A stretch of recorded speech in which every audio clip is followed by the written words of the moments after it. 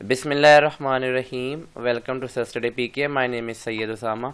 आज हम chapter number 15 को डिटेल से इसके शॉर्ट क्वेश्चंस को डिस्कस करेंगे। जैसा कि आपको पता है कि इसमें 18 शॉर्ट क्वेश्चंस हैं, इसलिए मैंने इसको 3 लेक्चर्स में डिवाइड किया है। ये लेक्चर सीरीज़ का पहला लेक्चर है। तो चलें स्टार्ट करते हैं। अपनी बुक ओपन कर लें और कोई अपना पेन रेडी कर लें। जो मैं आपको बताऊंगा वो साथ साथ अपने अपने बुक या नोट्स के ऊपर लिखते जाना। तो सबसे पहले हम एज यूजुअल क्वेश्चन को स्टडी करते हैं।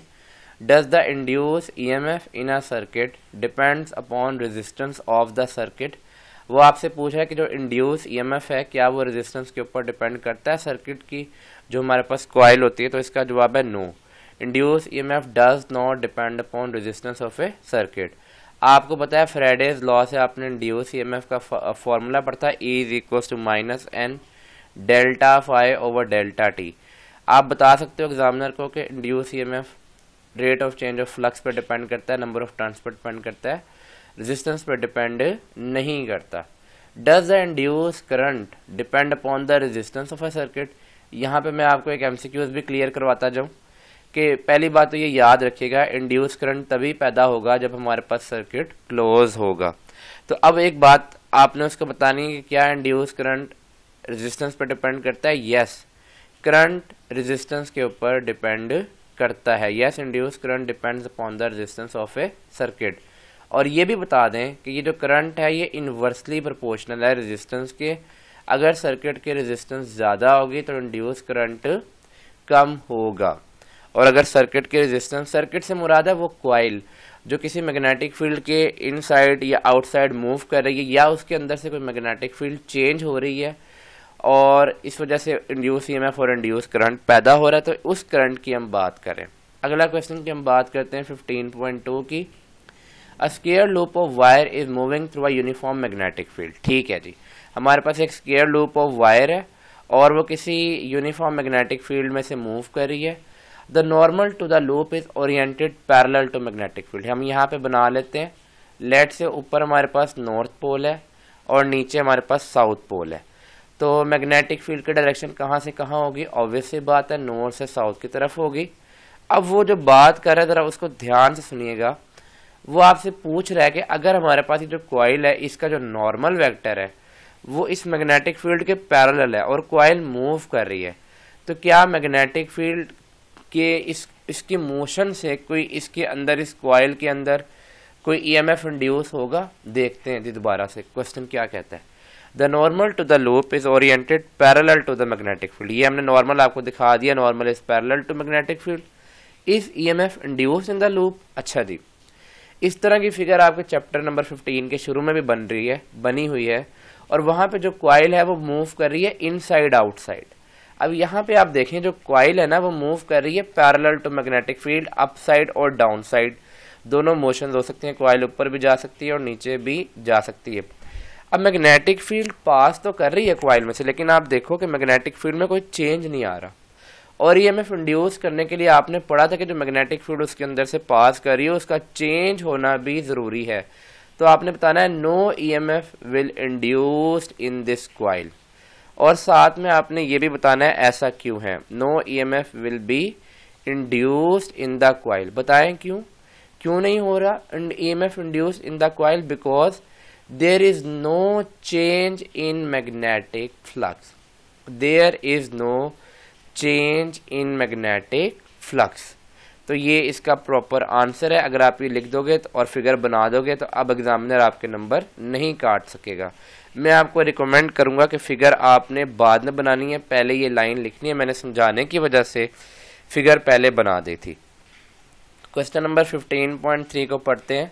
बहुत आसान क्वेश्चन है। अब ये ना एक कॉमन मिथ है कि लाहौर बोर्ड वाले बच्चे कहते हैं कि हमारे जो क्वेश्चंस होते हैं ना फिगर वाले वो पेपर में नहीं आ सकते। देखें ये आपके सामने क्वेश्चन लिखा हुआ है और उसने फिगर नहीं बनाई हुई, इसका मतलब है कि फिगर वाले क्वेश्चन भी पेपर में आ सकते हैं। वो क्या कहता है, वो कहता है एक लाइट मेटालिक रिंग है और उसको आपने ऊपर से छोड़ा है। तो हम यहाँ पे क्या करते हैं, हम एक लाइट मेटालिक रिंग यहाँ बना लेते हैं।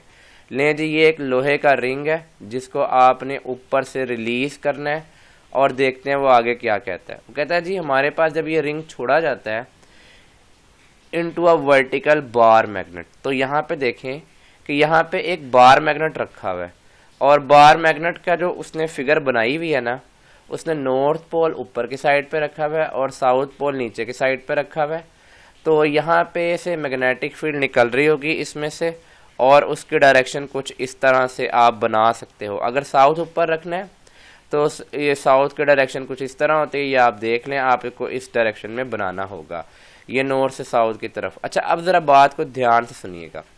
जब ये रिंग इस पोर्शन में से गुजरेगा तो इसके अंदर से मैग्नेटिक फील्ड पास भी होगी और चेंज भी होगी। एज अ रिजल्ट इसमें करंट भी इंड्यूस होगा और मैग्नेटिक फील्ड के चेंज की वजह से इसमें ईएमएफ भी इंड्यूस होगा।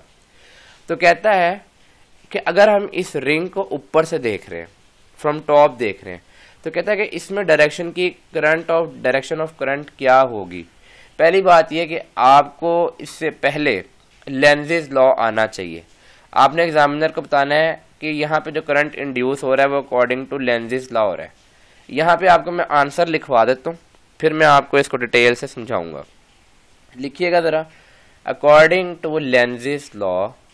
लेंजेस लॉ क्या बताता है ये मैं आपको अभी थोड़ी देर तक लिखवाता हूँ या बताता हूँ। According to Lenz's law, direction of induce current will be clockwise. According to Lenz's law, direction of induce current will be clockwise. Direction of induced current will be clockwise. अब मैं आपको ये क्वेश्चन डिटेल से समझाता हूँ कि ऐसा क्यों हुआ है और कैसे हुआ। सबसे पहली बात तो ये कि लेंजेस लॉ में कहता है कि direction of current in a coil is always such that it opposes the cause.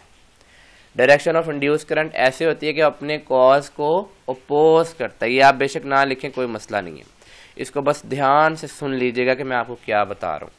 Direction of induce current is always such that it opposes the cause that produces it. अब cause क्या है? Cause है downward motion inside a magnet.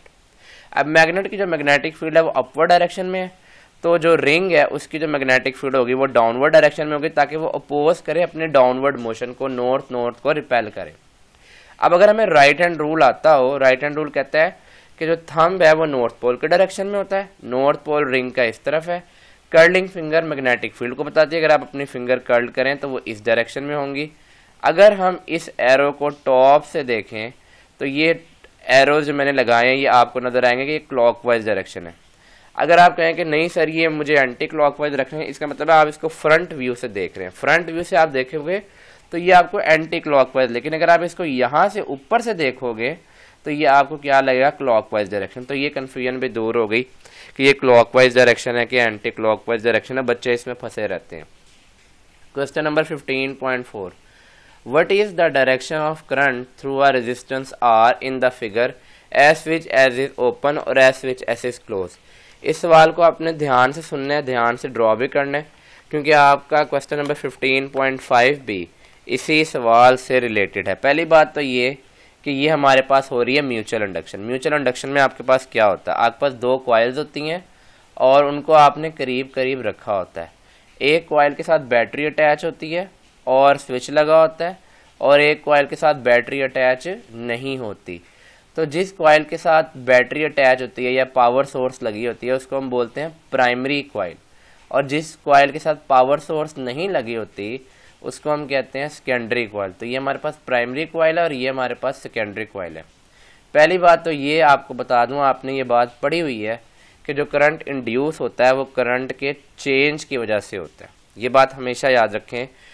अब हमारे पास जब इस coil में से करंट पास करता है, जब हम इस स्विच को ऑन करते हैं तो लेट्स से कि करंट इस तरह से फ्लो करता है और हमारे पास एकदम से करंट का चेंज आता है, जिसकी वजह से मैग्नेटिक फील्ड भी चेंज होती है और वो मैग्नेटिक फील्ड इस कॉइल में से भी पास करती है। तो पहली बात आप ये नोट कर लें कि हमारे पास करंट के चेंज की वजह से मैग्नेटिक फ्लक्स चेंज हुआ है। उस मैग्नेटिक फ्लक्स ने दूसरी कॉइल में क्या किया है वो मैं आपको डिफरेंट कलर से दिखाता हूँ। इस चेंज इन मैग्नेटिक फील्ड ने इस कॉइल में एक करंट इंड्यूस किया। अब आपको पता है लेंजेस लॉ क्या कहता है? लेंजेस लॉ कहता है कि इस कॉइल में करंट का डायरेक्शन ऐसे होगी जो अपने कॉज को अपोज करेगी, और कॉज क्या है? Increasing magnetic field. अब इस इंक्रीज को डिक्रीज करना है तो कॉज होगा ऑपोजिट डायरेक्शन में, इस तरह से। तो यहाँ पे जो नॉर्थ पोल इधर होगा और साउथ पोल इस तरफ होगा, तो आपके पास करंट कुछ इस तरह से पैदा होगा जो कि अपने कॉज को अपोज कर रहा है। तो यहाँ पे ऑपोजिट करंट जनरेट हुआ है। अब हम इस फिगर को दोबारा बनाएंगे। अब हमारे पास वो कहता है कि हमने ये जो स्विच ऑन किया था, अब हमने इस स्विच को दोबारा से ऑफ कर देना है। पहले मैं आपको एक और बात बता दूं जो यहाँ पे उसने नहीं पूछी हुई, वो ये है कि ड्यूरिंग दैट टाइम क्या होगा। मतलब जब आपने एक कॉइल को बटन ऑन किया, उसमें करंट का चेंज आया, ऑब्वियस सी बात है, हमारे पास करंट इंड्यूस हुआ, लेकिन चंद ही लम्हों बाद जब ये काम हो चुका था तो डायरेक्ट करंट, क्योंकि स्टेडी करंट होता है, तो हमारे पास करंट की वैल्यू सेकेंडरी कॉइल में 0 हो जाएगी। क्यों 0 हो जाएगी? क्योंकि हमें करंट का चेंज चाहिए और डायरेक्ट करंट चेंज नहीं होता। अगर आप थोड़े से ऑन के बाद अगले सेकंड की बात करें तो अगले सेकंड करंट चेंज नहीं हो रहा, तो मैग्नेटिक फील्ड स्टेडी हो जाएगी। अगर मैग्नेटिक फील्ड स्टेडी हो गई है तो अगले ही लम्हे हमारे पास कोई सेकेंडरी कॉइल में करंट पैदा नहीं होगा। लेकिन वो हमसे पूछ रहा है कि अगर हमने स्विच को ऑफ किया, अब जरा इधर देखें, अब मैं आपको बना के दिखाता हूँ। जब हमने स्विच को ऑफ किया तो करंट की वैल्यू आहिस्ता आहिस्ता रिड्यूस किस में हो जाएगी? 0 हो जाएगी। तो जब करंट की वैल्यू 0 हो जाएगी, मैग्नेटिक फील्ड में क्या आएगा? डिक्रीज आएगा। मैग्नेटिक फील्ड में दोबारा चेंज आया है, पहले इंक्रीज हुई थी और अब क्या हो रही है? डिक्रीज हो रही है। तो आपको पता है कि ये जो कॉइल है इसको समझ आएगी कि मेरे अंदर से मैग्नेटिक फील्ड जो है वो कम होती जा रही है। तो ये कॉइल क्या करेगी? ये इस इफेक्ट को अपोज करेगी, मतलब ये कहेगी कि तुम कम ना हो, और इस इफेक्ट को अपोज करने के लिए ये इसको स्ट्रेंथिफाई करेगी। ये अपने अंदर भी वैसा ही करंट जनरेट कर लेगी जैसा इस डायरेक्शन में करंट था। तो इसके अंदर जो करंट की डायरेक्शन है सेकेंडरी कॉइल में वो ऑपोजिट हो चुकी है। अब नॉर्थ पोल की जगह यहाँ पे क्या बन चुका है? South pole. क्यों भाई? अब ये क्या कर रही है? अपोज। अपोज कैसे कर रही है? कि ये कह रही है कि तुम कम ना हो। पहले ये कह रही थी तुम ज्यादा ना हो, अब ये कह रही है तुम कम ना हो। आप कहेंगे सर ये तो ऐसा तो हो ही नहीं सकता। देखें, आपको याद होगा कि आपने इस चैप्टर में एक कॉइल पढ़ी थी और एक मैग्नेट पढ़ा था इलेक्ट्रोमैग्नेटिक इंडक्शन में, और आपने देखा था कि जब मैग्नेट इसके पास आता है तो ये इसको रिपेल करती है, और जब मैग्नेट इसके अवे जा रहा होता है तो ये इसे क्या करती है? ये वाली कॉइल ये इसको अट्रैक्ट करती है। पॉइंट इज दैट कि अभी भी ये अपोज कर रही है। पहले कैसे अपोज कर रही थी? रिपेल करके। अब कैसे अपोज कर रही है? अट्रैक्ट करके। किसको अपोज कर रही है?